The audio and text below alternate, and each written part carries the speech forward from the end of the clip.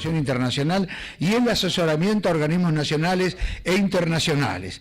A través de enfoques interdisciplinarios han contribuido al análisis y la formulación de respuestas frente a algunos de los principales desafíos contemporáneos, entre ellos el cambio climático, la sostenibilidad, la innovación tecnológica, la inteligencia artificial y las transformaciones sociales asociadas a estos procesos. Su presencia en este Congreso constituye una valiosa oportunidad para reflexionar sobre el futuro de nuestras sociedades desde una perspectiva crítica, plural y comprometida con el desarrollo humano y ambiental. Me voy a referir al licenciado Javier Vázquez, sociólogo egresado de la UBA, especializado en riesgos ambientales, sociales y climáticos. Se desempeñó en diversos cargos de gestión ambiental en el gobierno de la Ciudad de Buenos Aires, incluyendo la Agencia de Protección Ambiental y la Dirección de Restauración Ecológica, consultor de organismos internacionales como el Banco Mundial, BID y CAF en estándares ambientales y sociales. La licenciada Anabela Iogna, licenciada en Ciencia Política por la Universidad de Buenos Aires, diplomada en Antropología Social y Política por Flaxo y en la Inteligencia Artificial y Ciencias Sociales por Claxo. Investiga las relaciones entre ambiente, sociedad y los impactos culturales de la inteligencia artificial.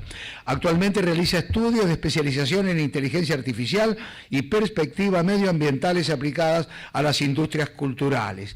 Me voy a referir a la licenciada Natalie Iñiguez, licenciada en Comunicación Social por la Universidad Nacional de La Plata y especialista en Gestión Ambiental por la Universidad Nacional de Quilmes, especialista en Comunicación, Educación y Ambiente, con trayectoria en docencias, investigación y gestión universitaria. Actualmente es secretaria de Ambiente de la Facultad de Periodismo y Comunicación Social de la Universidad Nacional de La Plata y directora del Observatorio de Comunicación y Ambiente. Magíster Martín Lázaro, ingeniero agrónomo, magíster en Desarrollo Sustentable y especialista en Desarrollo Económico Local, docente e investigador universitario con amplia trayectoria en proyectos de desarrollo territorial, sostenibilidad y cooperación internacional. Coordinador de la Mesa de Trabajo de los Objetivos de Desarrollo Sostenible, ODS, de la Universidad Nacional de La Plata y consultor de organismos multilaterales internacionales. Me voy a referir al doctor Gabriel Chapunov, abogado, docente e investigador universitario, especializado en Derecho Internacional y Gestión Estratégica. Coordina el Grupo de Estudios Espaciales y Nucleares del Instituto de Relaciones Internacionales de la Universidad Nacional de La Plata y dirige el Observatorio de Derecho Internacional Público del Colegio de la Abogacía de La Plata. Desarrolla actividades académicas y de investigación vinculadas a los desafíos jurídicos de las transformaciones tecnológicas y globales. En su rol de moderador, el licenciado Pablo Feiper Gómez, licenciado en Sociología de la Universidad Nacional de La Plata y maestrando en Gestión de la Energía de la Universidad Nacional de Lanús, especializado en Gestión Ambiental, Energía y Desarrollo Sustentable, con experiencia en Planificación Territorial, Gobernanza Ambiental y Políticas Públicas. Se desempeña en organismos públicos vinculados al ordenamiento territorial y participa en actividades académicas y de investigación sobre transición energética y cambio climático. Finalmente, comentarista, la licenciada Faustina Sarandón, licenciada en Sociología por la Universidad Nacional de La Plata y doctoranda en Ciencias Sociales, directora provincial de Economía Circular del Ministerio de Ambiente de la Provincia de Buenos Aires, especialista en Gestión Integral de Residuos, Reciclaje Inclusivo, Políticas Ambientales y Economía Circular, con trayectoria en investigación, docencia universitaria y gestión pública. Estimados panelistas, están en el uso de la palabra. Gracias. A usted, caballero, muy atento todo. Bueno, buenos días. Yo fui el primero que nombraron, Javier Vázquez. Está atrás la presentación. No solo es el Día del Sociólogo, sino que esta semana es el Día del Ambiente, la Semana del Ambiente. El 5 de junio es el Día Internacional del Ambiente. Así que es bastante adecuado la fecha, Alejandro. Muy bueno todo. Quiero empezar abriendo el panel con una propuesta de una sociología del siglo XXI. Venimos de un entendimiento de la naturaleza como separada de la sociedad, los seres humanos separados del resto de seres vivos. Esta esta concepción del entorno, este entendimiento, cómo abordamos el entorno, bueno, se puede decir que tiene cientos o miles de años dentro de nuestra civilización. Pero empezó a pasar algo. El cambio climático fue un disruptor. El cambio climático nos empezó a obligar a tener más datos, conocer más, entender de otra manera, con nuevo foco, la naturaleza y el planeta. Es cierto que ese movimiento empieza más o menos en la década del 60, 70.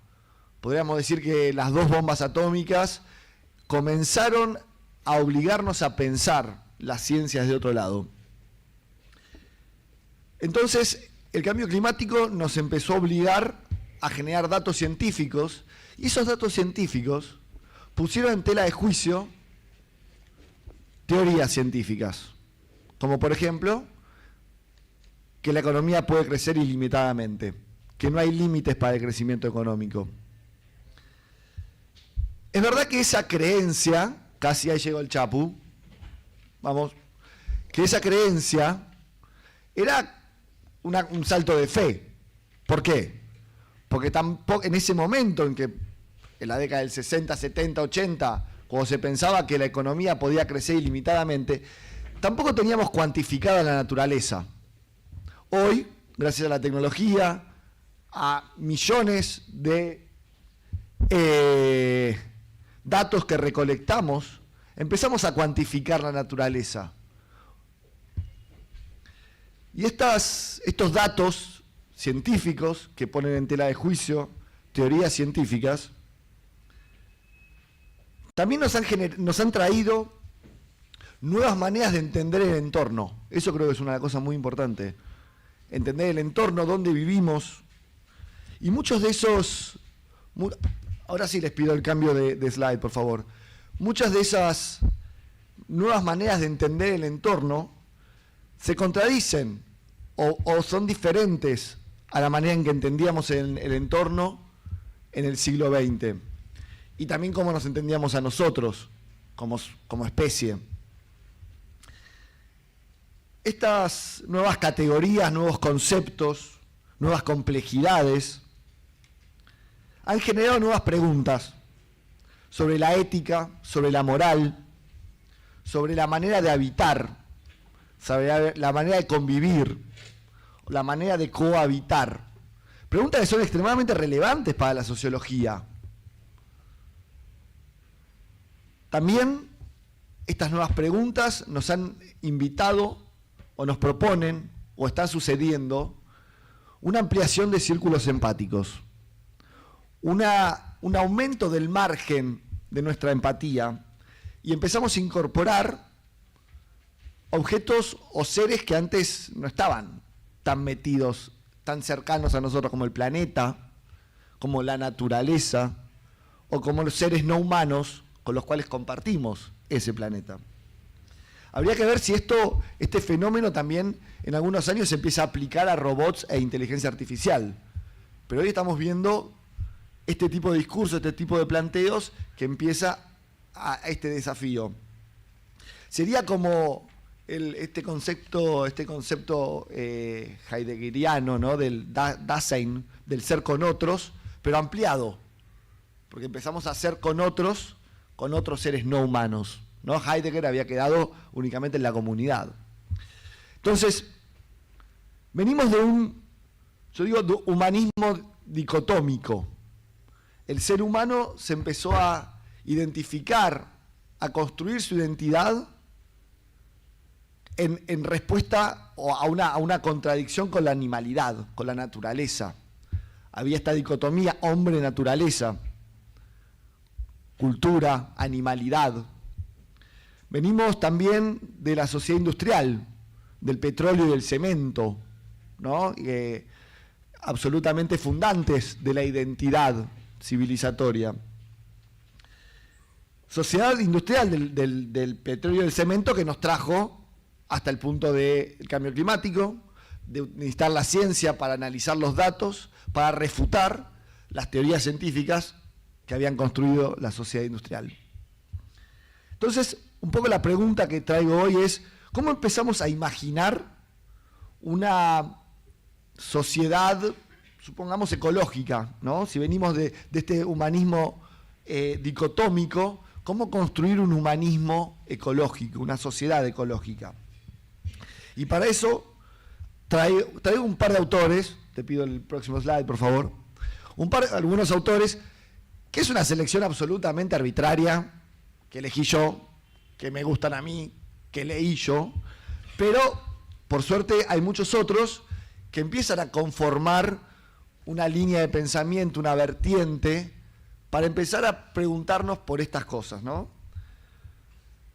En cierta forma, todos estos autores están describiendo el pasaje de la sociedad industrial, que estudió la sociología clásica, hacia una posible sociedad ecológica, donde la pregunta central ya no es solamente cómo vivimos entre humanos, sino cómo cohabitamos dentro de los límites biofísicos del planeta, junto a múltiples formas de vida no humanas, los vivientes, seres con agencia, con sentimientos, y de quienes dependemos.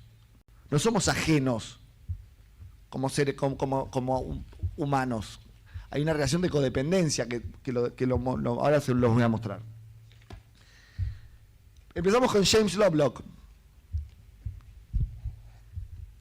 En su libro, en su teoría, plantea la hipótesis Gaia, que la Tierra es un ecosistema grande y complejo en el cual nosotros habitamos. Hay menos tiempo del que creía, así que no voy a profundizar demasiado, pero digo, si... Wow, bueno.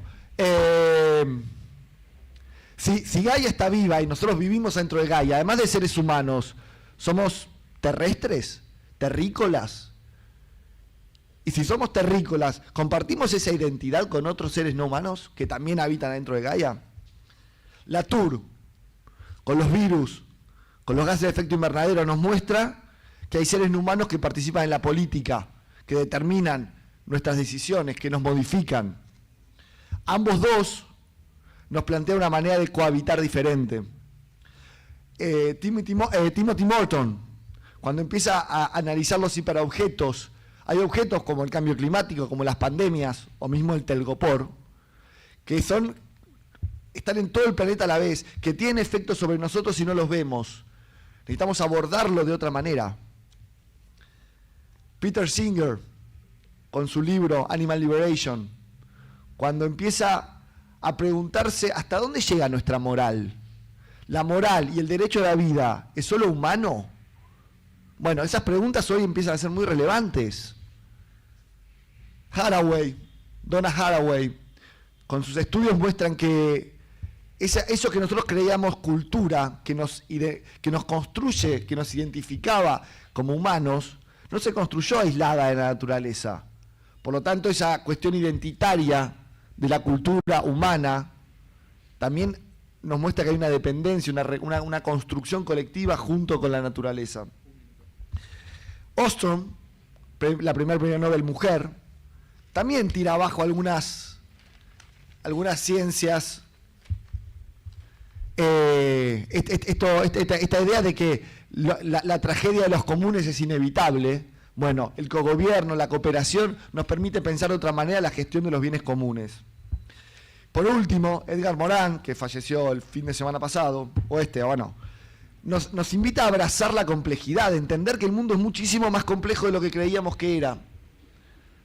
Y de eso nos obliga a repensar nuestro ser en el mundo. Entonces, el cambio climático acá aparece como un disruptor que pone en crisis la falsa autonomía que el ser humano creía frente a la naturaleza.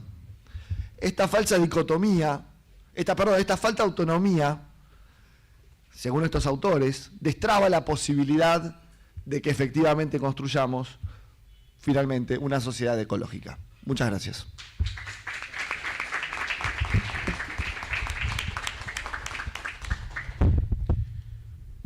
Buen día. Bueno, continuamos con la licenciada Anabela Logna, licenciada en Ciencias Políticas. Tenemos un panel interdisciplinario que va a enriquecer el debate. Y diplomada en Antropología Social por Flaxo y en Inteligencia Artificial por Claxo. Anabela.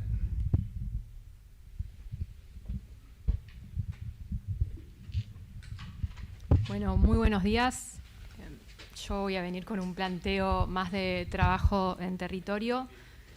Vengo trabajando con diferentes organizaciones de la sociedad civil que se dedican a la educación y reparación ambiental.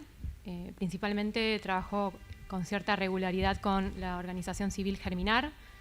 Asimismo trabajo en una granja biodinámica que se llama CSA El Trébol, y tuve una experiencia de reforestación con Reforestar Argentina. En estas experiencias que vengo llevando cerca de un año, y gracias a una invitación que me hizo Javier, yo hice un ejercicio de conciencia para poder poner cierto contenido politológico a este fenómeno de los voluntariados ambientales.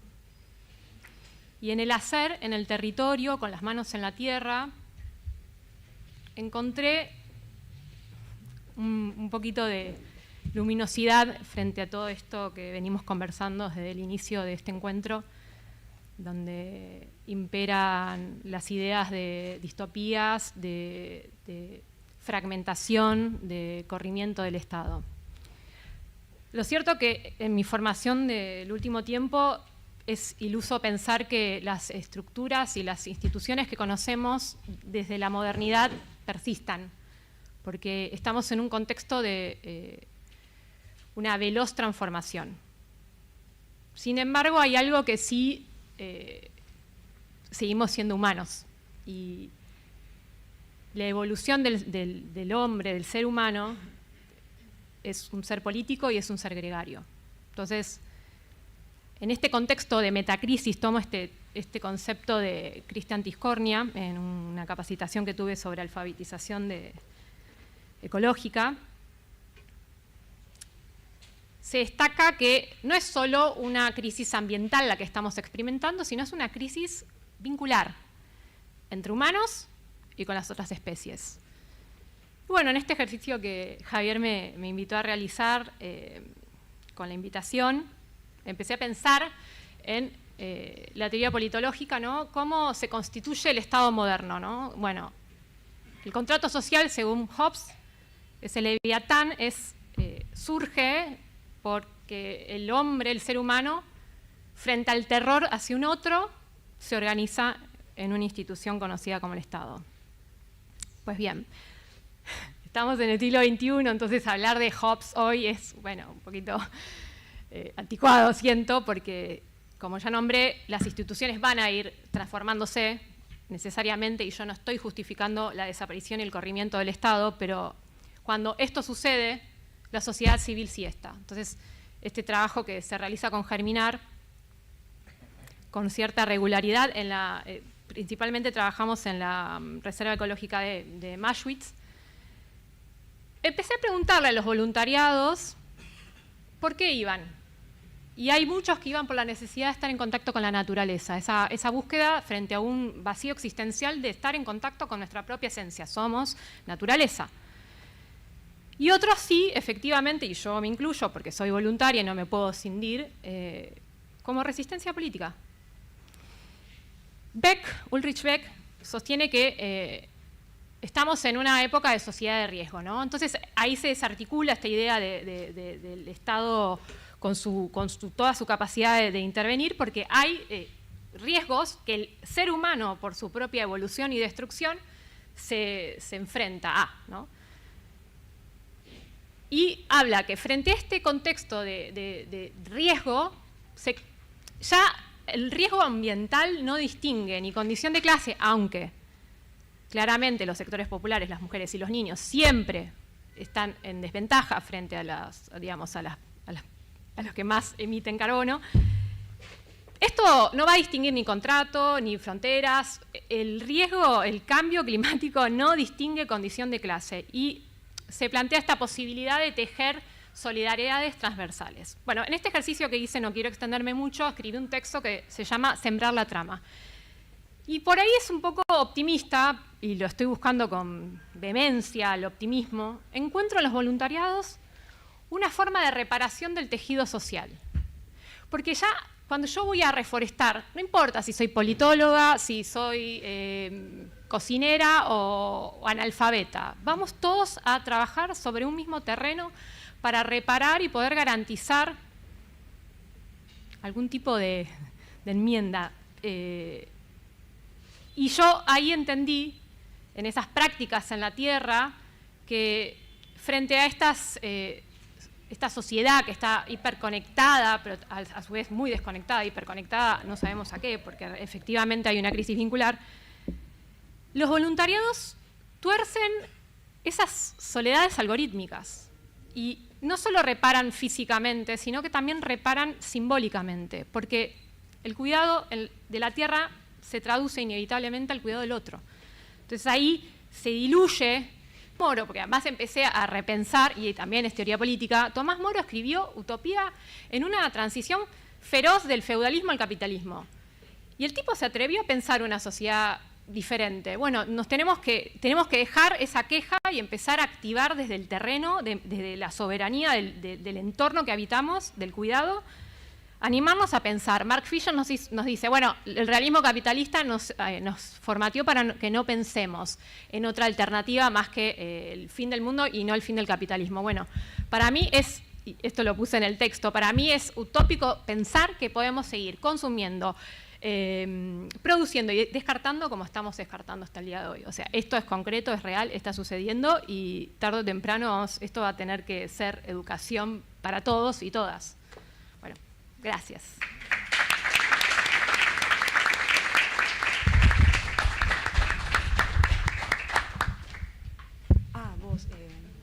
¿Sí? Arranco sin... Bueno, yo voy a acercarme a esto. ¿Cómo están? Buenas tardes, buenos días a todos y a todas. Soy Natalia Iñiguez.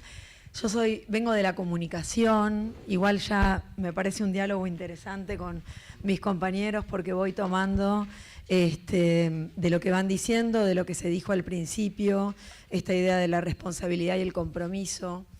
Desde la comunicación, primero agradecer la invitación a participar. Segundo, decirles que para la comunicación y para el campo disciplinar de la comunicación, la sociología fue muy importante. La comunicación tuvo una batalla muy dura en términos de encontrar un espacio en el campo de las ciencias sociales.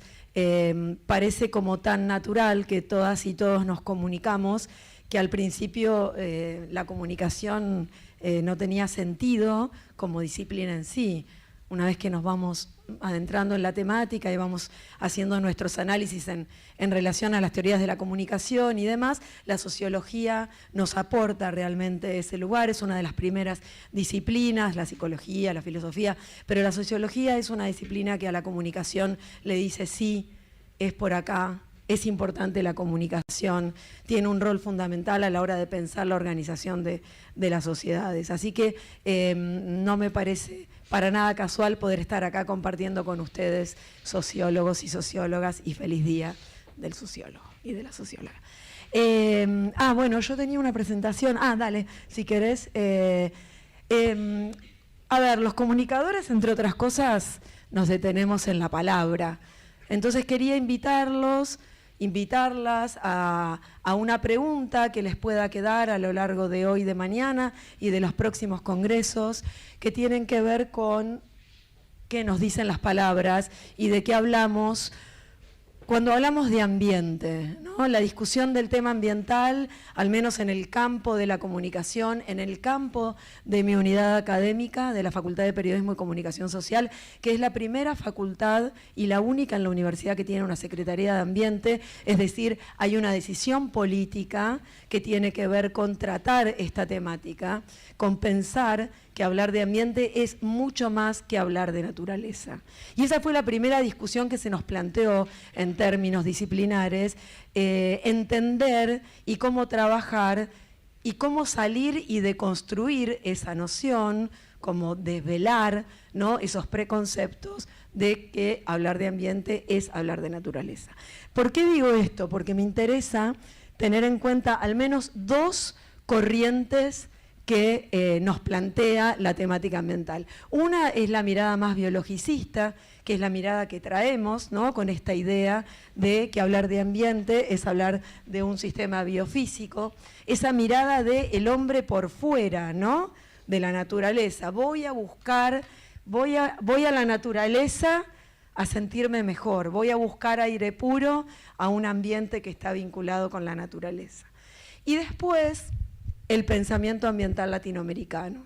En la década de los 70, empieza acá mi compañero, creo que también algo de los tiempos habló, empieza, ¿no? En los 70 empieza a darse una discusión que para nosotros es fundamental desde la comunicación y que fue una discusión política, que responde de alguna manera a lo que planteó el presidente de la universidad hoy con el objetivo de estos encuentros, donde después de la declaración, si querés pasar a la otra, porque tenemos un hito fundamental, el pensamiento ambiental latinoamericano responde a la Declaración de Estocolmo del 72, donde se empieza a hablar de ambiente y donde se empieza a plantear la discusión del desarrollo capitalista cuidando el planeta, ¿no? Una cuestión que nosotros ponemos en tensión porque de alguna manera estamos hablando en realidad, o deberíamos hablar, de un cambio de paradigma en función a otro encuentro, a otro acuerdo entre hombre, naturaleza, sociedad. Cuando se da la Declaración de Estocolmo, claramente estamos hablando de un planeta norte global, sur global. Eso también lo tenemos que tener en cuenta, porque cuando hablamos de cambio climático, cuando hablamos de cuidar el ambiente, hablamos de responsables. No todos tenemos el mismo nivel de responsabilidad en la situación a la que nos estamos enfrentando. Sí, la mirada del ambiente es de una mirada más individualista, ¿sí? Desde una mirada más desde las derechas hegemónicas, plantean esta cosa hasta culposa, ¿no? Todos somos responsables de lo que nos pasa. No tiremos los papeles en la calle, separemos la basura en origen, ¿no? Pero nos cargan con un nivel de responsabilidad que la verdad no es real, ¿sí? Hay al menos 10 potencias en el planeta que son las que emanan gases de efecto invernadero. Habemos continentes de desigualdad social y pobres que somos los que recibimos esas consecuencias y no todos estamos en la misma posición a la hora de enfrentar las problemáticas ambientales.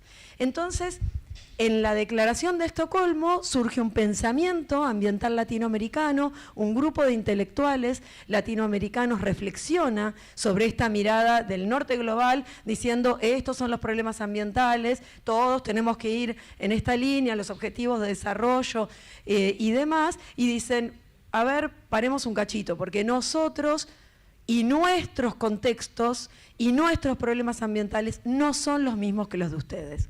A partir de ahí se produce un quiebre en el pensamiento y se empieza a reflexionar en función de, bueno, ¿de qué lado estamos? Vuelvo a repetir y a traer las palabras del presidente de la universidad, pero hoy dijo en un momento, bueno, ¿de qué lado nos paramos? ¿Estamos de un lado o estamos del otro?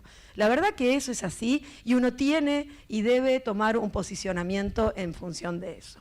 Esta discusión, si querés podemos pasar a la otra, nos lleva a plantear la tensión en la terminología. Yo cuando leía el nombre del panel, ¿no? Sostenibilidad y crisis climática, ya va más en detalle y vuelvo a decirles, vengo de la comunicación y nos apasiona pensar en cómo decimos las cosas, pero la verdad es que cómo decimos las cosas, la construcción de nuestros relatos en función del mundo que habitamos, hacen a la condición y a la identidad que generamos en nuestro cotidiano, en nuestro ser. Y la idea de sostenibilidad la ponemos un poco en cuestión porque hay una idea de que la palabra, además, se empieza a usar en el informe Brundtland, que después se publica en 1987, pero son todos informes en relación a esta cuestión de la importancia del cuidado del ambiente, que plantea que lo que hay que hacer es, de alguna manera, ayudar a sostener el sistema con el mínimo de perjuicio hacia las generaciones futuras. Pero esta idea de sostener está vinculada a no transformación, a no cambio, ¿no? Entonces ahí es donde nosotros criticamos un poco, ¿no? el concepto, lo criticamos, lo pensamos, nos animamos a decir que nos parece que podríamos utilizar, por ejemplo, sustentabilidad, que también aparece en el informe Brundtland, pero que es un concepto que intenta acercarse, si querés, en la próxima, a lo que es la complejidad de la terminología, ¿sí? Teniendo en cuenta que debemos ir hacia una alianza entre naturaleza y sociedad, naturaleza y cultura, de qué manera los sujetos vivimos, resignificamos, le damos sentido simbólico a nuestro ser y a nuestro ser con otro. Perfecto. Hoy se habló de lo colectivo, ¿no? Y me parece también muy importante la postura del pensamiento ambiental latinoamericano, que además es la postura también de la Ley de Educación Ambiental Integral, que está vigente desde el 2021 y que viene a proponernos el trabajo de educación ambiental integral en todos los niveles de la educación formal, no formal e informal, plantea también este mismo posicionamiento. No hay posibilidad de pensar en el cuidado del ambiente, de reflexionar en torno a qué es lo que nos pasa en nuestras relaciones con nuestros entornos, si no es desde lo colectivo. No hay ninguna posibilidad de pensar en el cuidado del ambiente desde lo individual, ¿sí? Lo único que hace la actitud individual es salvarnos un poco las culpas y sentirnos un poco más tranquilos con que creemos que algo estamos haciendo bien. Pero la verdad que lo que tenemos que hacer es, en cada espacio, militar la cuestión ambiental y utilizo la palabra militancia desde ese lugar más sentido de comprometernos a lo que nos aboca, en las aulas, en los espacios en los que estamos, en donde trabajamos, de qué manera podemos abrir este pensamiento y esta discusión en torno a lo que nos interpela. Y si avanzamos un poquito más, antes de que se me termine el tiempo, es una idea que les dejo para pensar el desafío de pensar nuevas formas de habitar el planeta, justicia con igualdad social, ¿sí? Justicia social es justicia ambiental. Y eso lo decimos permanentemente nosotros porque creemos en eso. Y lo último que les comento desde la comunicación es que otra cuestión que nos trae y nos ocupa y nos preocupa a los comunicadores ambientales es pensar, reconocer los relatos hegemónicos que surgen desde los medios de comunicación, entendiendo que los medios de comunicación son los primeros interesados en sostener el sistema vigente y en no ir en contra, ¿no?, de eso, en no ir en una mirada crítica en relación a qué pueden hacer las sociedades en su conjunto para ir hacia nuevos paradigmas. Entonces el trabajo nuestro es reconocer la construcción hegemónica de esos relatos y tratar de trabajar en pos de una comunicación que sea un poco más alternativa, una comunicación que plantee y que proponga de alguna manera una mirada crítica de los ciudadanos, de las audiencias, de los públicos en relación a esto. El trabajo es con todos y todas, adentro el trabajo es acá, charlando, compartiendo ideas. Los vuelvo a felicitar por el encuentro, les deseo el mejor de los congresos y bueno, siempre disponible acá como referente de la comunicación para compartir con otros compañeros y compañeras de disciplinas. Así que muy agradecida por la invitación. Muchas gracias. Muchas gracias.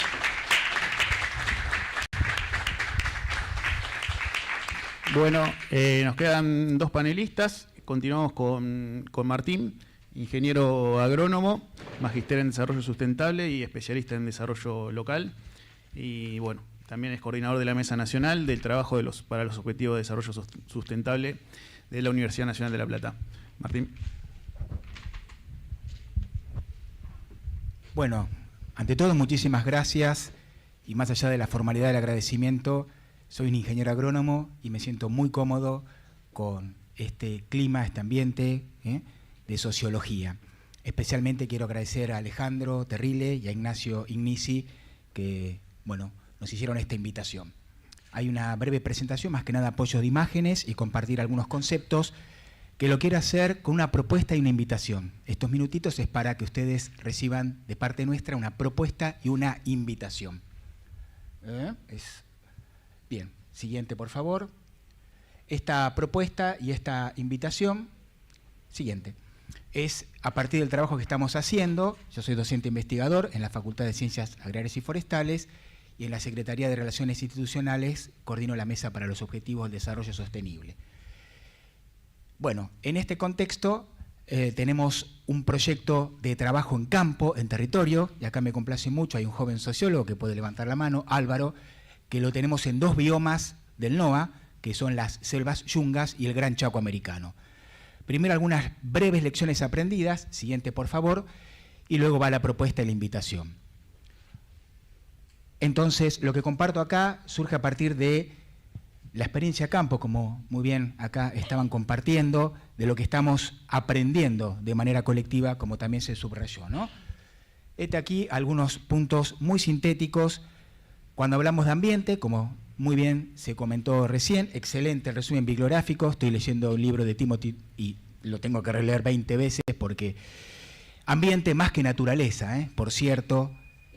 Ambiente incluye recursos naturales, pero no solo. Y acá viene el tema de las relaciones sociales y ecológicas, ¿no? Ambiente como relaciones socioecológicas. Y las lecciones aprendidas vienen por el lado de los procesos ecológicos. Estamos trabajando sobre los servicios ecosistémicos, ahora vamos sobre eso, las prácticas productivas y las relaciones de poder, Algunas lecciones aprendidas sobre ambiente. Si nos referimos al cambio climático, sostenibilidad y cambio climático es este panel, claro, cambio climático desde la dimensión estructural, desde una dimensión integradora, que obviamente es la problemática ambiental, pero no solo, sino que hablamos de modelos de desarrollo desiguales. Entonces las lecciones aprendidas, como también aquí se está compartiendo, y les aseguro que no nos reunimos hoy tempranito para consensuar, donde hay responsabilidades, por supuesto, pero diferenciadas entre actores, y hay impactos que son desiguales, y normalmente las comunidades locales son las más impactadas. Cuando hablamos de transición ecológica, obviamente orientado con los 2 conceptos anteriores, nos referimos al cambio hacia modelos sostenibles. Los modelos, digamos, a veces se dice más sostenibles, o son sostenibles o no lo son. Y bueno, esto implica redefinir, es un ámbito de sociólogos, me tomo un poco el atrevimiento, pero es una lección aprendida, el vínculo sociedad-naturaleza, como acá se está comentando. Y desde luego esto implica reconfigurar instituciones. Ahora vamos un poco al objeto práctico. Conflictos y desigualdades dentro de esto que estamos hablando de sostenibilidad y cambio climático. Y bueno, hace referencia al acceso a los recursos, a la distribución de los beneficios, y bueno, todo el tema de los actores locales, el reconocimiento de las comunidades. Y bueno, las lecciones aprendidas, un poco lo pongo también en términos de versus, comunidad local versus actores externos, lo hago un poco para reflexionar juntos, ¿no? Producción versus conservación, podría ser producción y conservación, políticas públicas versus prácticas territoriales. Y respecto de políticas públicas y gobernanzas, algunas lecciones aprendidas, nos referimos a cómo se diseñan y quién participa, cómo es ese proceso participativo y cómo se implementan en territorio. Vamos un poquito a la propuesta y a la invitación, a partir de un caso de estudio práctico. Acá me estoy cronometrando. Bien, adelante, son imágenes. Bueno, tenemos un proyecto de investigación, el título es medio largo, pero la idea es demostrar la evidencia del impacto positivo en el manejo de los servicios ecosistémicos, como práctica. Bueno, este es un proyecto institucional de nuestro centro de investigación, que también incluye la Facultad de Ciencias Naturales y Museo. Y tiene como caso de estudio, adelante por favor, un bioma, en realidad 2 biomas sudamericanos, frecuentemente desconocidos, no digo para ustedes, que son la selva subtropical yunga y el Gran Chaco americano, con su ecotono de transición. Es un área de 750.000 hectáreas, 7.500 kilómetros cuadrados, 2 biomas sudamericanos que obviamente se conectan con los grandes biomas sudamericanos y latinoamericanos. Siguiente, en este marco, estamos trabajando en un área que además es estratégica por su ubicación como corredor bioceánico Atlántico-Pacífico. No me refiero a la carretera, sino a la conexión naturaleza-humano, la biodiversidad, en fin, todo lo que estamos, ahí lo veo Álvaro bastante emocionado, me parece, porque estamos compartiendo un poco la agenda y a mí me da mucho placer que haya jóvenes sociólogos interactuando con nosotros. Adelante.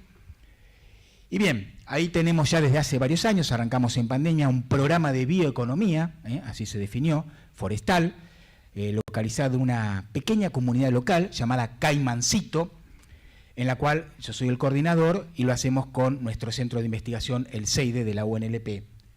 Adelante.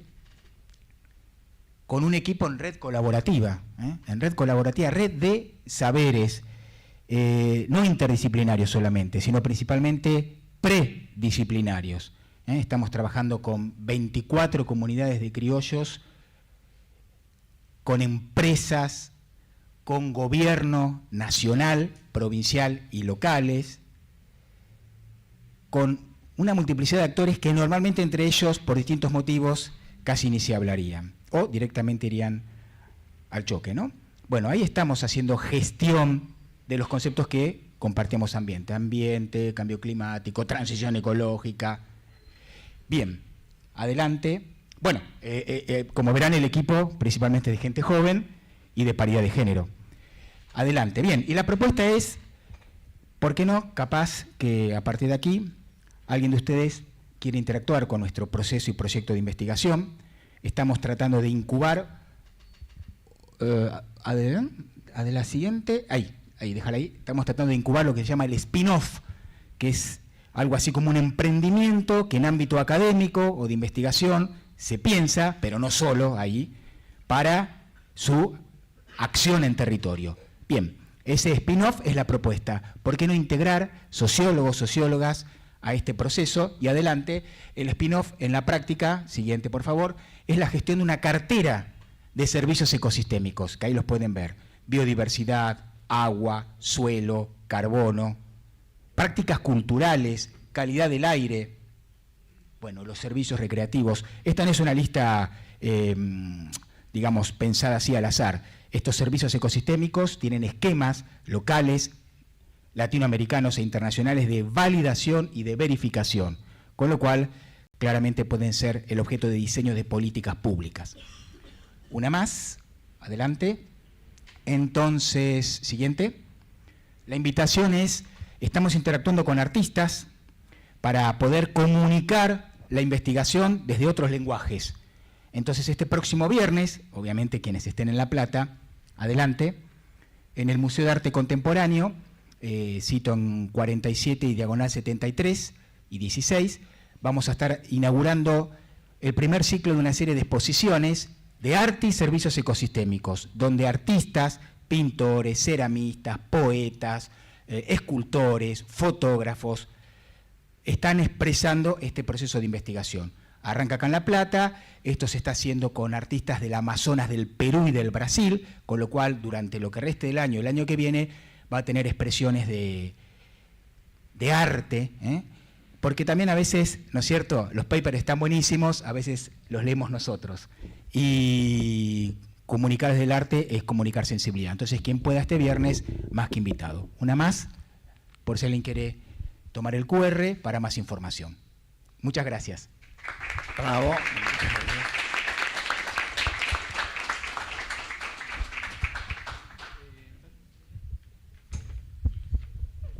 Bueno, para el cierre tenemos la palabra, la ponencia del doctor Gabriel Chapunov, abogado, docente e investigador universitario, especializado en Derecho Internacional y Gestión Estratégica. Coordina el Grupo de Estudios Espaciales y Nucleares del Instituto de Relaciones Internacionales de la UNLP y dirige el Observatorio de Derecho Internacional Público del Colegio de Abogacía de La Plata. Desarrolla actividades académicas y de investigación vinculadas a los desafíos jurídicos de las transformaciones tecnológicas y globales. Bueno, recordamos que continuamos después con el comentario de la licenciada Faustina Sarandón. ¿Estás, Gabriel? ¿Querés venir acá?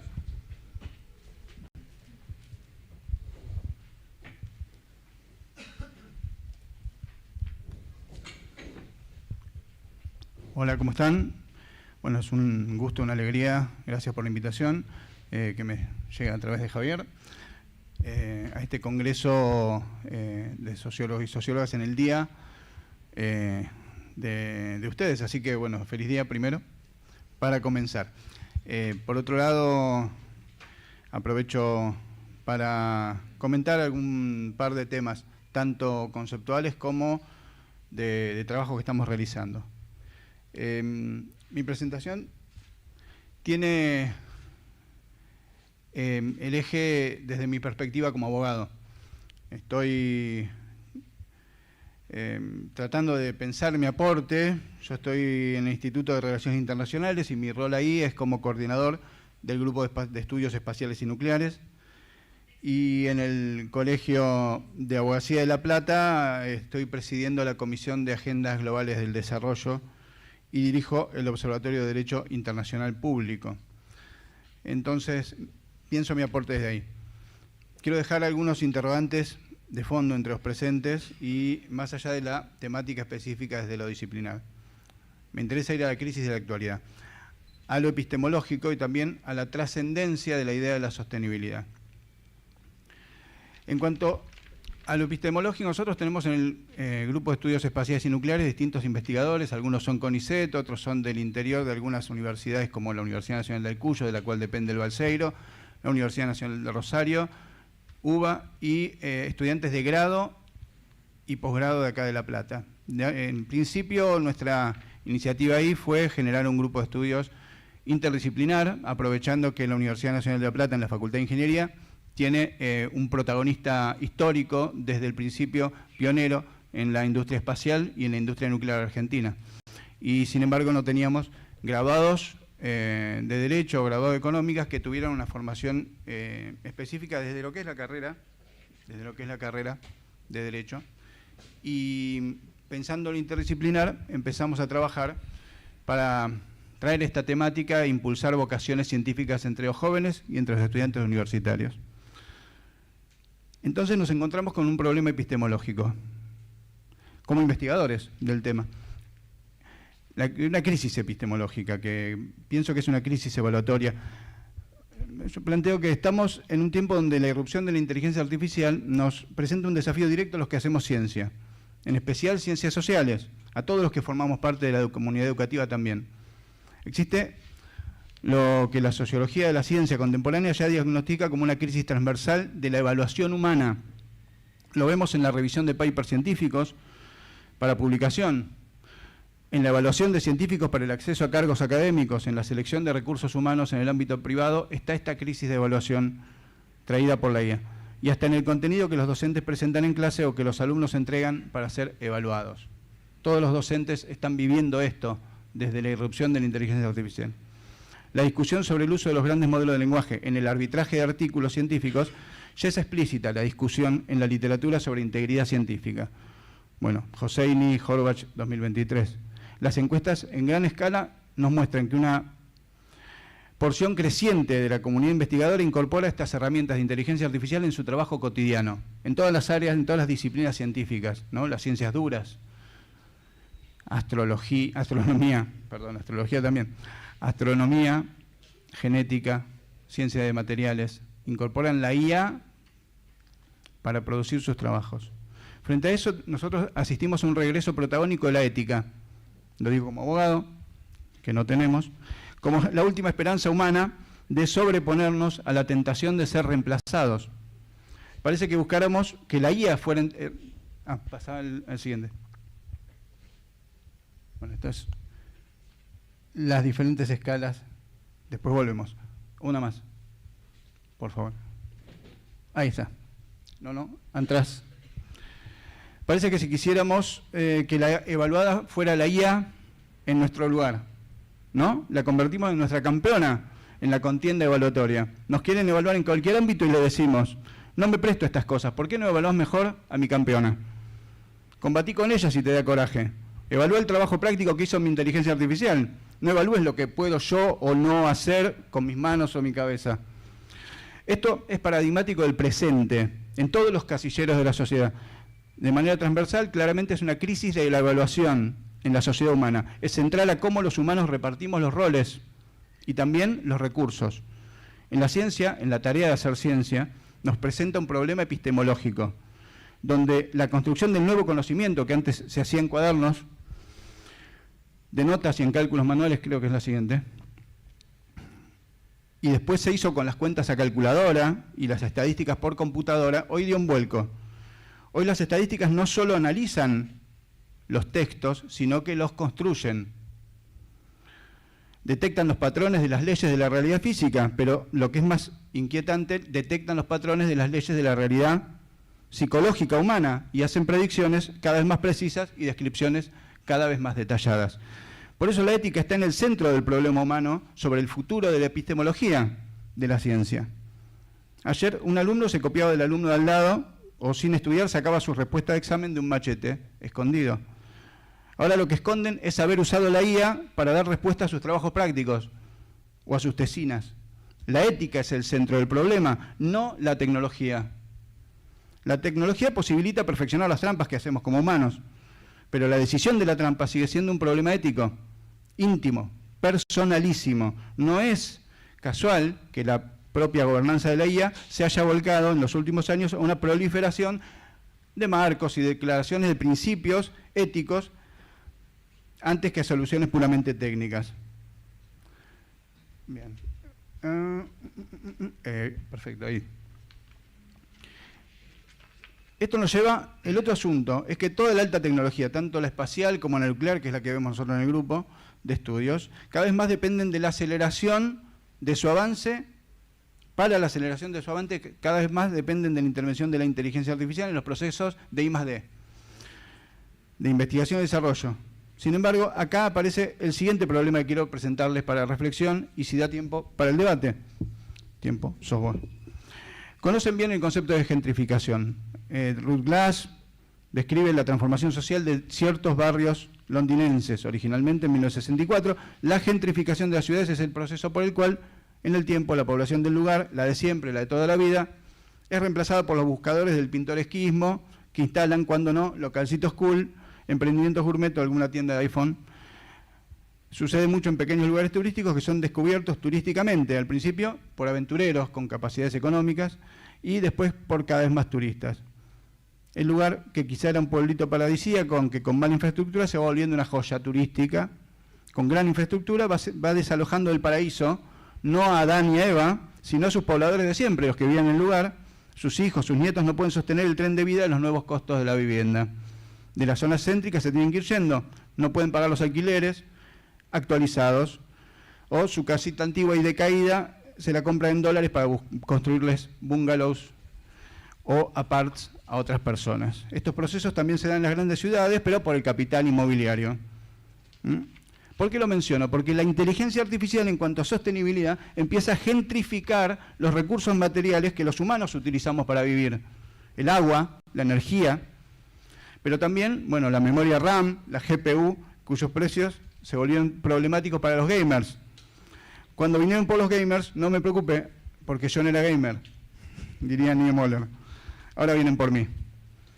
Esos centros de datos empiezan a aparecer en la discusión de la sostenibilidad de la IA, porque consumen agua para refrigerar, necesitan mucho espacio, lugares con temperaturas bajas los benefician y también, bueno, calientan mucho. El costo hídrico ya fue cuantificado. El entrenamiento de un único modelo de gran escala puede evaporar cientos de miles de litros de agua dulce.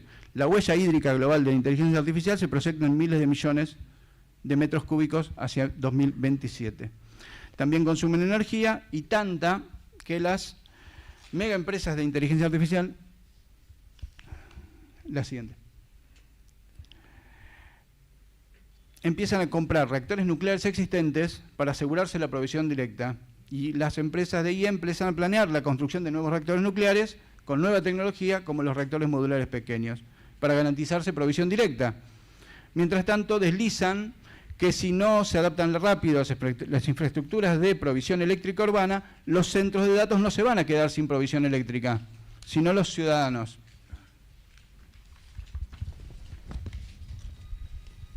Los vecinos. ve un parecido sorprendente con el proceso de gentrificación. En lugar de reemplazar la población, de siempre con la población cool del capital nómade, que llega a habitar lo pintoresco, esta gentrificación produce el tipo de negocio alrededor de la irrupción de la IA, y su necesidad de recursos implica un potencial imperceptible proceso de reemplazo. En términos de la geografía crítica de la inteligencia artificial, una de las tantas formas en que la inteligencia artificial asienta costos planetarios poco visibles. Bien. En realidad no es la IA la que nos desplaza del uso de los recursos, sino la concentración del poder. No solo la concentración de la riqueza, porque este proceso se da en Occidente, pero también en Oriente, también en China, también en Rusia. La IA democratiza sus respuestas entre el gran público. Siguiente.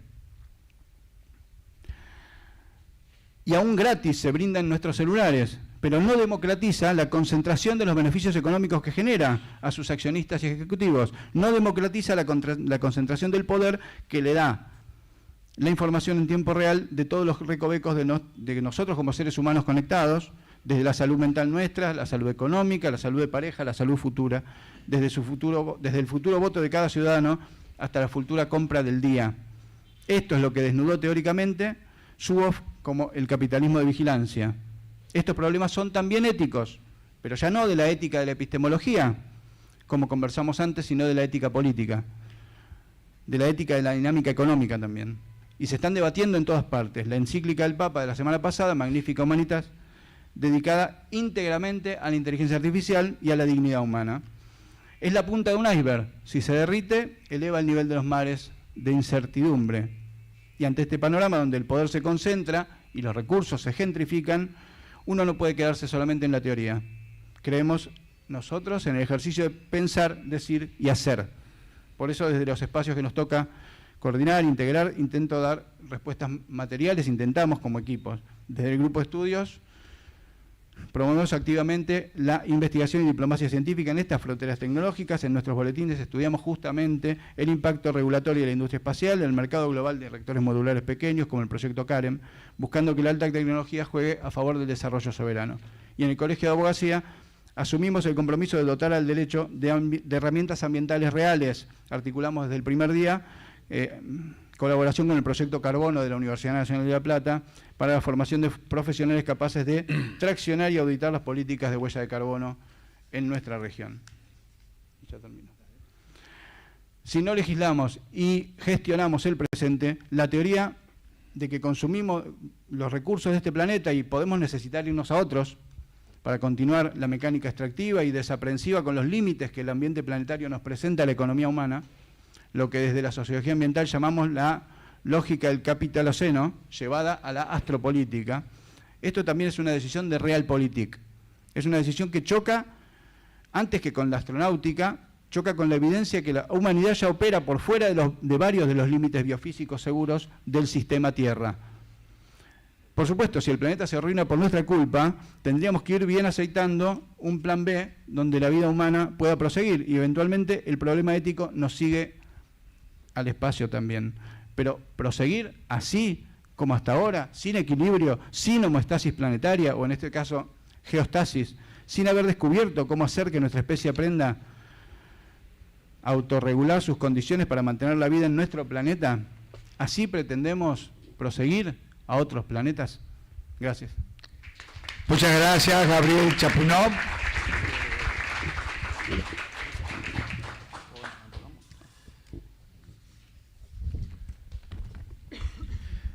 Bueno, continuamos con la comentarista del panel, es la licenciada Faustina Sarandón, licenciada en Sociología por la Universidad Nacional de La Plata, el local, y es directora provincial de Economía Circular del Ministerio de Ambiente de la Provincia de Buenos Aires, especialista en gestión integral de residuos, reciclaje inclusivo, políticas ambientales y economía circular, con trayectoria en investigación, docencia universitaria y gestión pública.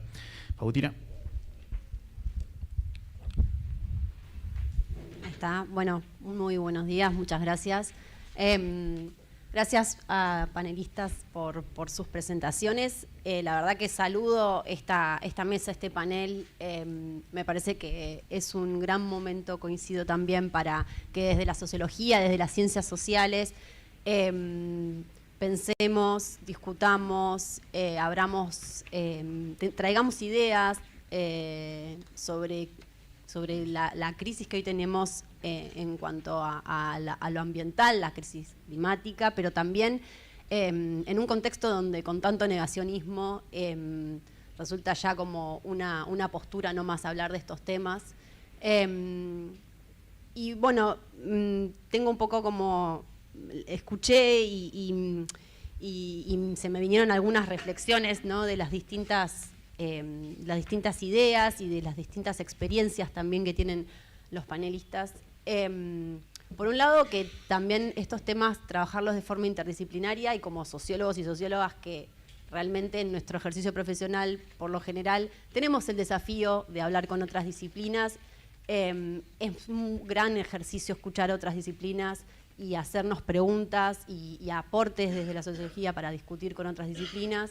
En esta temática, en todas las temáticas ambientales, es nuevo desde este recorrido, ¿no?, del pensamiento latinoamericano, ambientalista latinoamericano, y en el último tiempo que se empieza a pensar desde las ciencias sociales la cuestión ambiental, que rompe un poco con esta dicotomía o rivalidad que se pensaba antes entre ambiente y sociedad, cuando justamente el ambiente también incluye a las sociedades y cómo nos vinculamos con la naturaleza. Me parece que en general las presentaciones trajeron, ¿no?, esta de, bueno, cómo se vuelve a pensar en ese vínculo entre naturaleza y sociedad, y que tenemos el desafío de pensar una nueva forma de vincularnos, porque la forma en la que lo estamos haciendo ahora claramente no está siendo sostenible. Tenemos que repensar una forma de sustentabilidad. Y también me parece interesante no quedarnos un poco, ¿no?, también el tema de cómo los discursos y cómo usamos las palabras y los discursos hegemónicos, y estas experiencias de voluntariados, experiencias que a través de la universidad, o sea desde el Estado, sea desde la sociedad civil, hay un accionar, hay formas también de hacer y no quedarnos solamente en la parálisis que a veces generan estas temáticas o estos miedos cuando irrumpen ciertas problemáticas. Me parece muy importante traer que hay experiencias de un hacer, de vincularse con la naturaleza y de construir un ambiente, un pensar lo ambiental desde otro lado. Y también, bueno, los roles y las responsabilidades, ¿no?, del Estado, de los distintos estados, de los distintos eslabones, que claramente no van a ser las mismas que pueden llegar del accionar que puede tener un voluntariado, las organizaciones civiles, organizaciones populares, digamos, hay una gran variedad, hay responsabilidades, y en ese sentido también como nuestros marcos normativos, que hoy en día están siendo cuestionados y revisados, cosas que realmente teníamos una trayectoria de normativas ambientras bastante buena, bastante avanzada, y hoy en día se están viendo cuestionadas y revisadas en pos de beneficiar otros intereses, como esas responsabilidades que muchas veces en instituciones, en leyes, en distintos marcos normativos, hay que traerlas, hay que también levantar para que no se pierda, ¿no?, el rol del Estado, el rol no solamente de control, sino también de impulsor de proyectos y de estas iniciativas, y de cómo tan fácilmente se puede desgranar eso, y la necesidad de estos espacios de pensar, de traer, de esta ética también para cómo hacemos las cosas y qué consecuencias tienen. Me parece que son algunas cuestiones que surgen, y escuchando las exposiciones, también abro a quienes quieran preguntar o comentar, bueno, ¿qué otras cuestiones desde la sociología podemos traer a estas problemáticas? Y también invitar a que haya más colegas que puedan involucrarse desde las ciencias sociales en estas problemáticas, porque realmente es necesario, no hay muchas voces, o cada vez hay más, por suerte, pero se necesitan en ámbitos, cuando hablamos de lo más duro, ¿no?, en los ámbitos ingenieriles, en los ámbitos o de la parte más exacta, se necesitan también esos pensares, unirse a estos equipos interdisciplinarios, porque hay mucho para aportar desde la profesión y desde la sociología a estas otras formas de pensar y en ese intercambio con los demás. Así que no mucho más, quería así como un poco recapitular lo que fueron diciendo. Yo no podía preparar nada de antemano, así que es todo a modo de improvisar. Pero bueno, no sé si también alguien quiere por ahí hacer alguna pregunta y demás. Creo que la idea era que hubiera algo de interacción con quienes quisieran decir algo. Bueno, abrimos la palabra a quien tenga interés de expresar algo, sumar alguna reflexión, alguna pregunta para el panel, para cualquiera de los panelistas. Cedemos el micrófono. Allá el colega.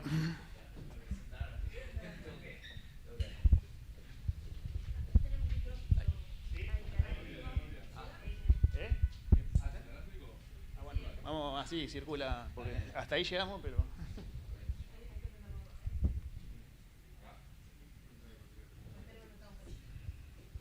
Hola, hola. Buenas. Bueno, ¿cómo están? Álvaro Espejo, yo soy licenciado en Sociología. Feliz día a todos los colegas y las colegas. Bueno, becario doctoral CONICET por la UE CISOR en la provincia de Jujuy. Ahí un poco lo que comentó Martín y el trabajo que están haciendo en la cuenca forestal Caimancito, en el municipio. Retoma también la problemática, digamos, del cambio climático. Y creo que me pareció muy interesante todo lo que hablaron en el panel. Hay una discusión, me parece que es vital, que es básicamente la apropiación de la naturaleza, la naturaleza como objeto, como mercancía, que es algo que hay que discutir desde la sociología, claramente, y sobre el desarrollo local. Ahí en Caimancito y en los valles orientales de Jujuy, los territorios rurales y agrarios, tienen una forma de vida completamente distinta de lo que nosotros, obviamente, acá en estos territorios conocemos, y que son prácticas que también hay que aprender, no solamente como una forma de enseñar a los territorios agrarios cómo se tiene que vivir, sino ellos ya tienen una cultura y una vinculación con la naturaleza que es importante aprenderla. Y eso también implica creo que es la discusión sobre las relaciones de poder, digamos, ¿no? Que un poco se mencionó, pero que no es lo mismo, digamos, cómo opera, digamos, la relación de poder y el cambio climático en un sector o en otro. Son territorios totalmente desvinculados muchas veces de las políticas públicas, olvidados en otros lugares, y creo que Argentina también tiene que pensar un poco eso, ¿no? Porque creo que uno de los principales problemas que tenemos como país es la concentración territorial y demográfica que tenemos en los principales centros urbanos, mientras que en el norte del país, en el sur, hay despoblamiento, hay migraciones de parte de la ruralidad hacia lo urbano, y eso creo que también conlleva un problema ambiental en sí mismo, porque justamente es el hábitat el que se piensa ahí. Creo que es importante pensar en este tipo de disciplinas y, bueno, ahí también invitar un poco lo que decía Martín, a conocer este tipo de territorios. Lo invitamos a Jujuy, al municipio de Caimancito, a los valles orientales, a conocer este tipo de realidades y también hablar desde el cambio climático y el desarrollo local, desde la localidad misma, digamos, ¿no? En este contexto de globalización extrema que un poco estamos mencionando ahí, ¿cómo hacer para fortalecer esos vínculos, quizás mismo desde la localidad? Poder relacionar un poco la localidad frente a la crisis, digamos, que venimos con esta globalización extrema, ¿no? Y no sentir solamente el mandato, digamos, de organismos internacionales o la apropiación de, bueno, qué parámetros tenemos que cumplir de agendas internacionales, sino mismo desde el territorio local, cómo pueden hacerse eco de esa apropiación de la naturaleza. Así que, bueno, le agradezco un montón. Muchas gracias por todos los panelistas. Y una preguntita, porque tampoco quiero solamente decir tópicos, preguntarles cómo sería la transición energética que ustedes imaginan también, ¿no? Porque cuando hablamos de transición energética, en esto de que ahí mencionamos un poco, Javier, de lo fósil, de lo hidrocarburífero a la transición energética limpia, si eso es efectivamente posible en términos de sostenibilidad, o si hay una contradicción también de que hay que convivir con esos dos parámetros energéticos, ¿no? Un poco para volver a esa pregunta de la energía que me parece importante. Muchas gracias. Bueno, ¿juntamos preguntas o les parece que hacemos un intercambio? Sumamos. Bueno, hola, feliz día. Recientemente socióloga sin título, pero ya con tesis entregada, muy contenta de este espacio. En su momento quise cursar materias optativas. ¿Por recibirme? Gracias. Y quise cursar materias optativas vinculadas a lo ambiental acá en La Plata, hice algunas en la UBA, así que estoy muy feliz de que en la ciudad estemos conversando desde la sociología con esto. Y Cuando fui a mirar una problemática ambiental o elegí un objeto de estudio ambiental, me pregunté muchísimo tiempo qué preguntas hacerle a una construcción sustentable en Mar Chiquita, es una escuela pública, y terminé encontrando que lo que le pregunté fue la articulación entre organizaciones públicas, privadas y asociativas. Es un proyecto que sale de unos amigos que arman una ONG, que buscan financiamiento privado y lo donan al público. Ahí yo lo que me di cuenta es que efectivamente no podemos pensar en lo ambiental de manera individual, pero tampoco únicamente desde el Estado, únicamente desde lo privado estaría interesante que asuman las responsabilidades concretas que tienen, y el rol de las organizaciones asociativas ahí. Y luego, efectivamente, cuando a mí me preguntan qué es para mí la sostenibilidad, hablo de consumo local, consumo artesanal, de cercanía, pero sí me pregunto en ese cuello de botella que hay en la transición hacia otro modelo de consumo, porque en última instancia va a depender el altavoz que tengamos cada uno, pero cotidianamente consumimos y un montón, digo, ya sea desde tiempo, plataformas, alimentos, etcétera. Así que bueno, preguntarles cómo están viendo ustedes desde las distintas disciplinas esa transición hacia otro modelo de consumo y no solo producción y distribución. Y luego, ¿qué estrategias concretas hay, por ejemplo, para asociaciones civiles o cooperativas que generan residuos y muchas veces no está tan aceitado ese camino cuando una organización quiere gestionar mejor los residuos, tanto sólidos como orgánicos, en la ciudad, pero también en la provincia? Muchas gracias.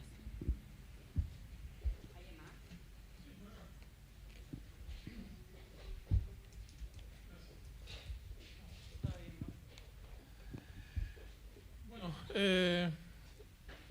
interesantes todas las exposiciones. Yo me quedé con muchas preguntas que no van a tener lugar ahora, habrá ámbitos para hacerlo. El planteo que voy a hacer es mucho más prosaico de lo que viene haciendo. Yo soy parte del Colegio de Sociólogos y Sociólogas de la provincia de Buenos Aires, y lo que venimos trabajando hace tiempo es en darle visibilidad a la profesión. Entonces, a partir de lo último que se dijo, quería preguntarles cómo ven ustedes la perspectiva de posibles lazos colaborativos entre la sociología y las diferentes instancias de asociaciones, de organizaciones, de instituciones que trabajan en lo ambiental. Porque una de las trabas que yo veo y que venimos viendo desde el colegio, y por eso trabajamos en eso, es que no se sabe para qué servimos. Digo, nosotros lo sabemos, lo tenemos clarísimo, pero no sabemos si muchas de las otras disciplinas que nos rodean, que forman parte del ambiente en el que vivimos, saben para qué estamos. Entonces, la voluntad está, a nosotros nos parece espectacular empezar a colaborar y empezar a participar, pero quiero saber qué perspectiva tienen ustedes de esto y bueno, que creo que es mucho más útil de lo que venimos pensando nosotros. Digo, nosotros estamos en una fase de preguntarnos cómo se hace y de darnos visibilidad para que nos conozcan.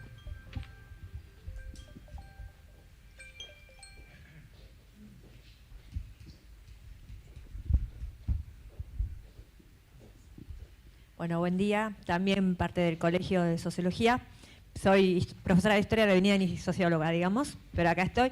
Y en este sentido es que por ahí tirar como telón de fondo, mirando lo macro, esta idea de que se está debatiendo si es un nuevo capitalismo, el modo de producción, o el tecnofeudalismo, ¿no? Y los señores de la nube, y esta idea que siempre decimos que la sociología está para incomodar al poder. Y esto que ustedes están presentando, ¿no? Se corre el Estado, entra la sociedad civil, pero acá tenemos a estos señores de la nube que están pisando fuerte y generan esta idea de construcción social del culpable, que muchas veces establecen verdades en las plataformas, que bueno, no vamos a discutir el concepto de verdad, pero sí sabemos que parecerían como que son incuestionables, ¿no? La construcción del sentido que hacen acerca de la responsabilidad que tenemos todos. Me ajusto a esto, ¿no? Cuando decía no todos tenemos la misma responsabilidad, que directamente va con esto de que la respuesta que le da a todos, pero pocos tienen el poder también sobre esto. Entonces, bueno, no es una pregunta, sino destacar estas dos cuestiones, ¿no? Sí, por ahí sí una pregunta. ¿Cómo vamos con esta lucha contra este poder fuerte de las plataformas en un contexto donde todos asumimos que no tenemos la misma responsabilidad, que no todos vamos a tener el mismo poder, pero sin embargo el discurso es muy fuerte de que sí, así lo es, ¿no? La ilusión de la igualdad, supuestamente, si volvemos a términos antiguos. Gracias. Bien, ¿alguna reflexión, alguna otra pregunta? Si no...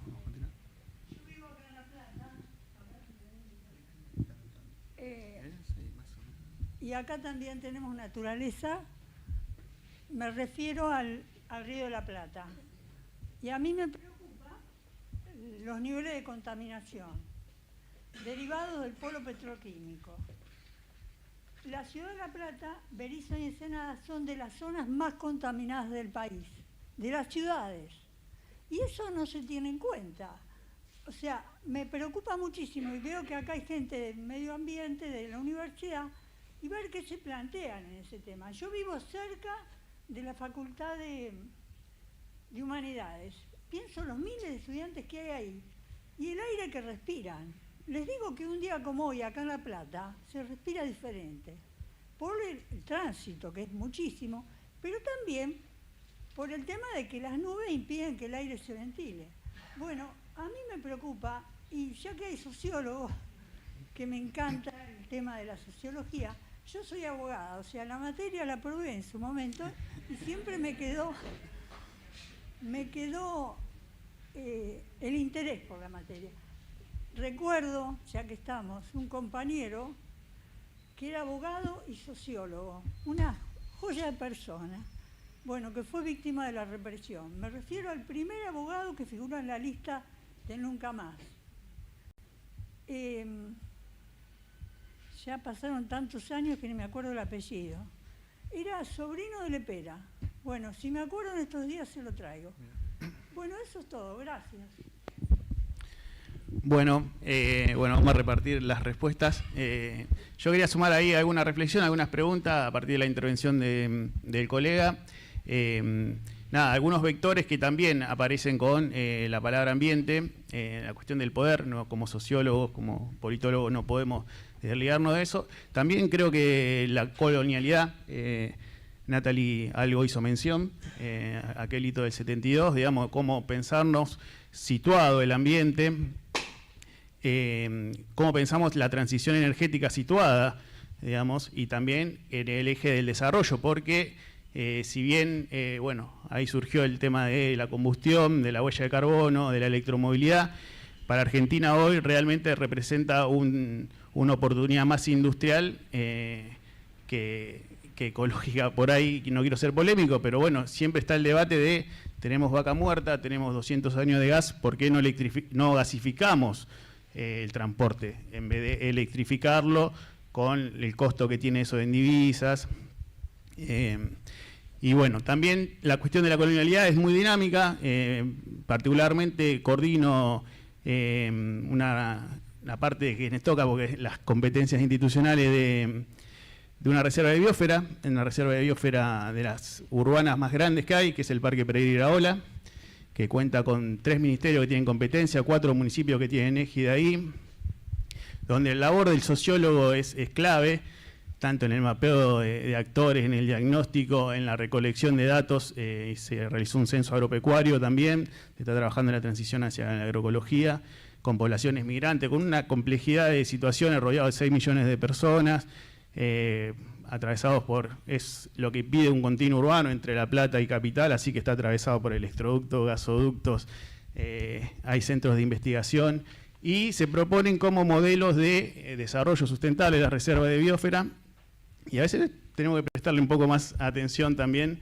y se habla siempre de el hombre y la biosfera, el hombre y la mujer adentro, no un criterio puramente de conservación, sino de desarrollo sustentable. Bueno, paso a los colegas, creo que habías pedido vos para el guante para la transición energética. Gracias. Es un tema súper interesante lo que tratás. Yo te lo planteo desde otro lado.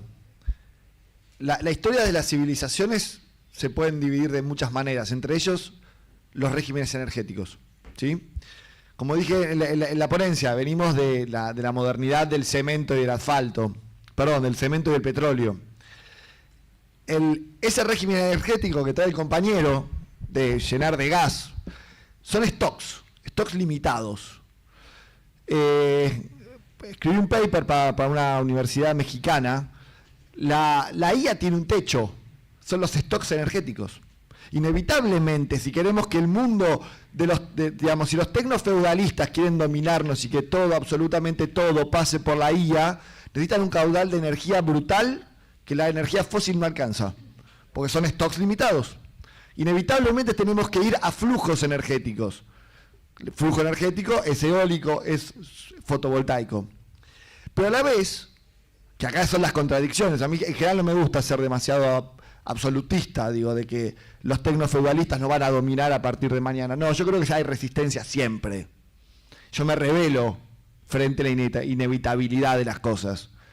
La energía fotovoltaica, distribuida, asequible, permite pensar un modelo económico productivo diferente.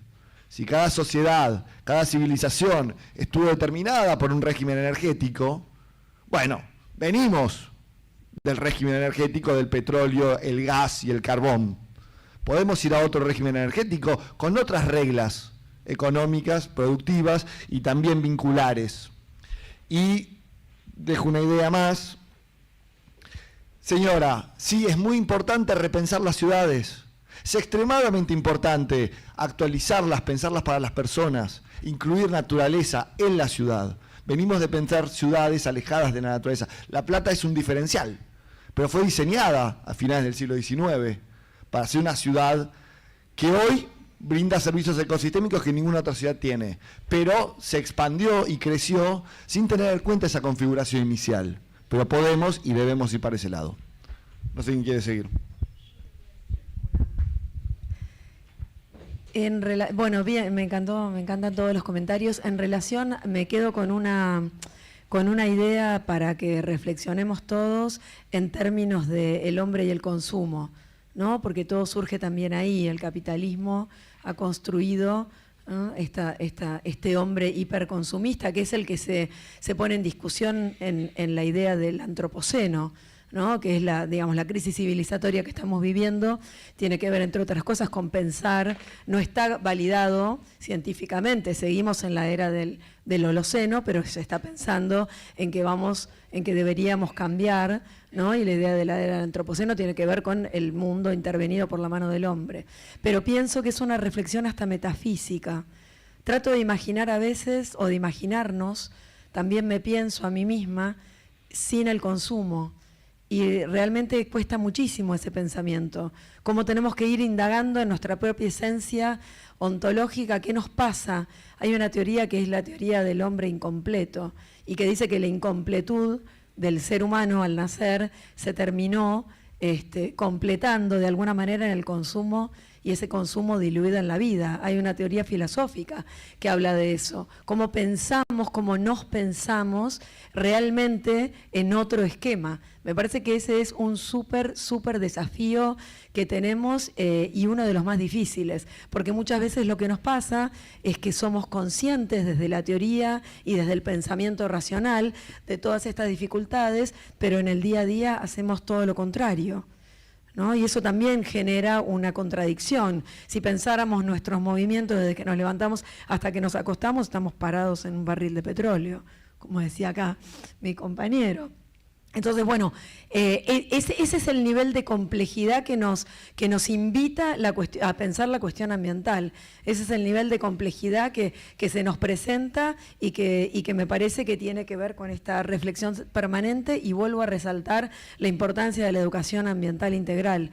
Me parece que en las generaciones futuras, que hoy en las escuelas, desde el nivel inicial hasta el grado y el posgrado, nuestros niños y nuestras niñas estén de alguna manera intervenidos por esta temática, me parece que eso es fundamental, porque sí, ahí estamos construyendo nuevos sujetos sociales con un compromiso distinto. Así que la idea del consumo me parece muy interesante, y la idea de esta reflexión, no hay ninguna respuesta acá.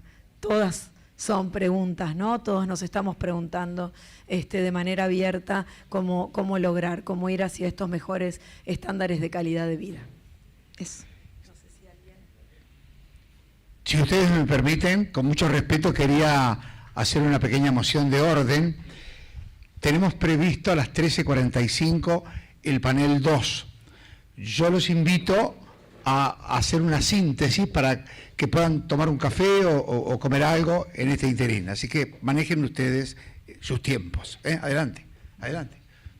Yo breve, entonces, y creo que... por un lado, para el que preguntó desde el Colegio de Sociología, bueno, en nuestro caso yo estoy en el Colegio de la Abogacía de La Plata y desde la Comisión de Agendas Globales del Desarrollo, sí me interesa poder pensar un puente de trabajo en común para poder interactuar y articular ideas de para qué sirve cada uno de nuestros espacios disciplinarios en función de la transformación social. ¿Sí? Así que bueno, eso queda a disposición.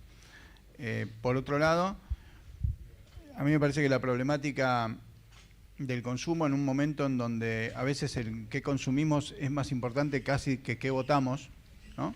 Esto no lo digo yo, lo ha dicho incluso desde ámbitos religiosos o desde ámbitos culturales, desde hace muchas décadas se viene diciendo,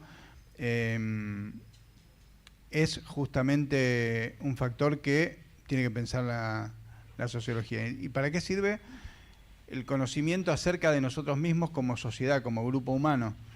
¿Para qué sirve? Yo no estoy tan seguro de esta división entre que siempre Isaac Asimov hace entre ciencia teórica y ciencia aplicada, en donde dice, bueno, a veces los que ponen los presupuestos nos hacen una especie de mapeo previo, poniendo el presupuesto donde el dinero va a rendir ciencia y va a generar ciencia aplicada útil. Y Asimov, décadas atrás, como desde lo literario, ya planteaba que nunca se sabe cuándo la ciencia teórica va a producir una ciencia aplicada. Jamás se sabe de antemano en qué momento la ciencia teórica va a generar un logro técnico. En la sociología, pensar para qué sirve, yo creo que nos termina poniendo el árbol, viendo el árbol y no el bosque. Conocernos a nosotros mismos siempre tiene que ser una finalidad humana. Martín, ¿cerró?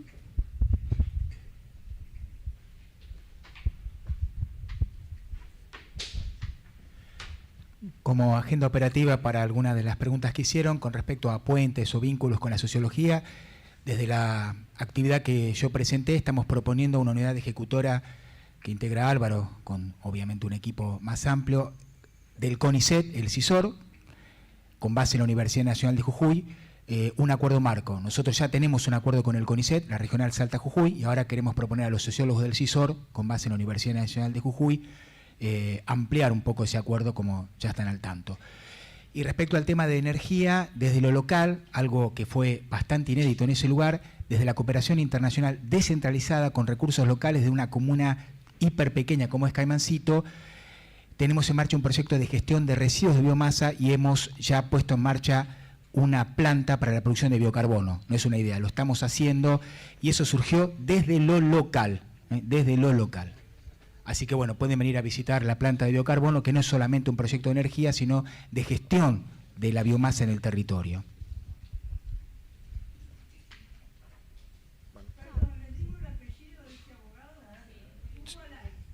Ah, claro.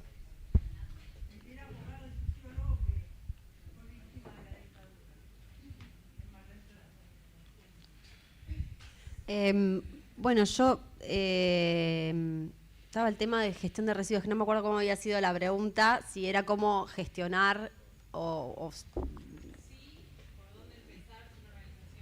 de una organización. Voy a contestar esto, tengo como el doble rol de funcionaria, perdón. No vine cual funcionaria, sino como socióloga, pero bueno, de alguna manera me llega también. Y que también se vincula con el tema de consumo, ¿no? A ver, hay decisiones que como consumidores y consumidoras podemos llegar a tomar, de un consumo responsable, de consumir local, de consumir de estación, pero tiene un límite. Tiene un límite porque hay productos que ya vienen establecidos de cierta manera, que a su vez para su producción se genera todo un consumo de energía, de agua, ¿verdad? Y una generación de un residuo en ese proceso, y nosotros al consumir eso generamos residuos inevitablemente. Entonces, yo vuelvo un poco con lo que dije al inicio, que me parece que hay decisiones que se pueden tomar, que podemos ser consumidores conscientes, pero también hace falta lo que hoy en día en la Argentina no tenemos, que es una ley de responsabilidad extendida del productor. Quienes producen de una determinada manera tienen una responsabilidad por ser los que a fin de cuentas generan ese residuo. Todo eso hoy en día no está, entonces, además de que en la actualidad hay un montón de controles en lo que se importa, residuos y formas que se importan y después el impacto que eso genera que no se están cumpliendo. Entonces, al no tener un control de cómo se produce, no tenemos tampoco un control, o después recae esa generación del residuo en gobiernos provinciales, locales, y en toda una cadena de economía popular que vive en la actualidad de esos materiales, gracias a quienes estamos menos peor de lo que podríamos estar. Pero me parece que en ese sentido yo sigo diciendo que hay ciertas leyes que necesitamos y seguir impulsando para que haya un Estado presente que pueda hacer que se hagan cumplir. Y que es necesario porque hay un límite en lo que nosotros como consumidores podemos hacer y que además por ahí somos súper conscientes como consumidores y se está produciendo la energía de determinada manera o se está priorizando que el uso de agua sea para la IA y no para el consumo de las comunidades. Entonces, eso requiere un impulso, un Estado presente que lo pueda regular. O sea, en las acciones individuales y por más que tengamos estrategias como organizaciones de la sociedad civil, incluso como universidades, hay algo más de lo macro que son discusiones que se tienen que dar y leyes que tienen que existir para que haya de alguna manera un juego justo. Después de qué gestionar, si querés, después te pasó. Mar chiquita, tenés una cooperativa y pueden llevar los residuos ahí, si era eso, pero sí.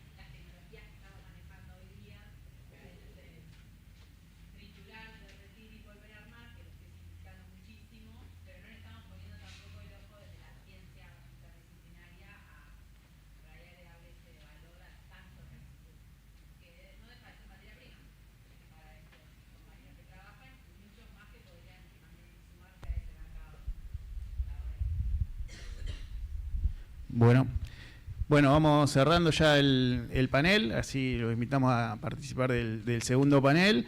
Yo lo último tomo esto de la ética y no hay determinismos tecnológicos. La transición energética, por ejemplo, el desarrollo de la fotovoltaica está muy relacionado a la inteligencia artificial, el procesamiento de nubes y eso para estabilizar las frecuencias. Y no hay que pensarnos en contradicciones, sino es eso, con un humanismo por ahí. Bueno, muchas gracias a todos por participar. Gracias, señores expositores. Los invitamos alrededor de 13:45 para el segundo panel, Sociología y Sistema Judicial. Muchas gracias.